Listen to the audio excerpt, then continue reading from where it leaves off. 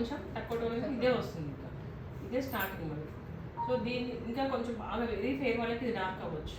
అట్లాంటప్పుడు ఏం చేయాలి, ఇది కొంచెం మిక్స్ చేసుకొని వేయాలి. మనకి ఇక్కడ షేడ్ ఇచ్చాడు కదా, ఏదైనా కూడా మీకు షేడ్ కొంచెం డార్క్ అయింది, ఒకవేళ వేసాక డార్క్ అనిపించింది అనుకోండి, అప్పుడు కూడా దీన్ని మిక్స్ చేసుకోవచ్చు.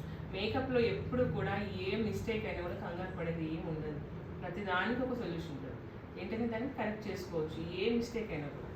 కాకపోతే కొంచెం చూసి వేసేటప్పుడు మంచిగా వేసుకోవాలి.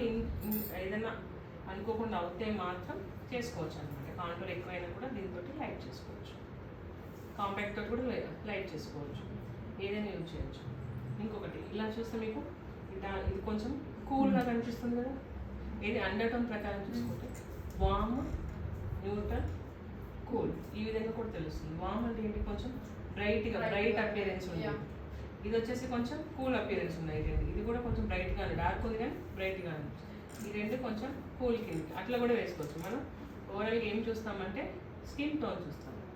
కాంటూర్ వేసేటప్పుడు స్కిన్ టోన్ చూసుకొని వేసుకుంటే సరిపోతుంది. అంటే వాళ్ళు ఫెయిర్ ఉన్నారా, డార్క్ ఉన్నారా, మీడియం ఉన్నారా, వాళ్ళకంటే 1 టోన్ డార్క్ తీసుకొని వేసుకుంటే సరిపోతుంది.